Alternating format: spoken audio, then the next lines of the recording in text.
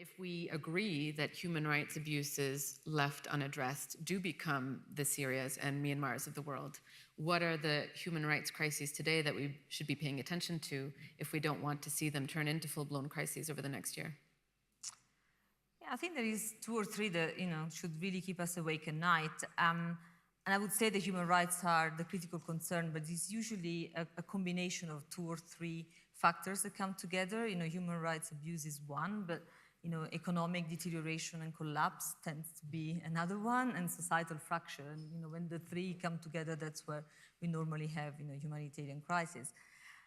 There are 2 that stand out in my mind, and that's Venezuela and Mozambique. I mean, Venezuela should really worry us on a on a daily basis. If we just look at the numbers of people that have moved into Ecuador, in the space of a year, we had 236,000 people moving into Ecuador in the last few months, 15,000 people, seeking asylum.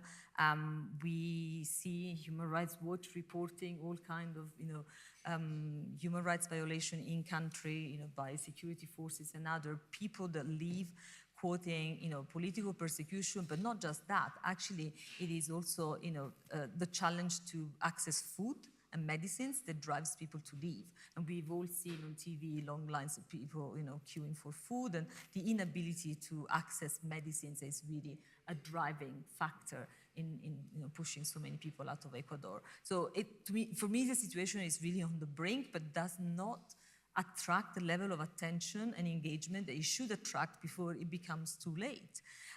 Equally, Mozambique. I think we've seen, the last year, a resurgence of tension between Renamo and the government, and human rights abuses on both sides, from both the government and Renamo towards civilians. Again, we see people of concern, numbers of people of concerns going up, and we see also what was defined last year as a perfect storm on the economic side. So you've seen really some unfavorable fluctuations in the exchange rate for Mozambique, the inability to service debt, runaway inflation level of 25%, all coming together. Gas prices plummeting, that sort of means that the country is not able to really repay the debt at the level that it should, and compounded actually also by climatic pressures, because we've seen rather erratic rains, we've seen floods on levels that are quite serious.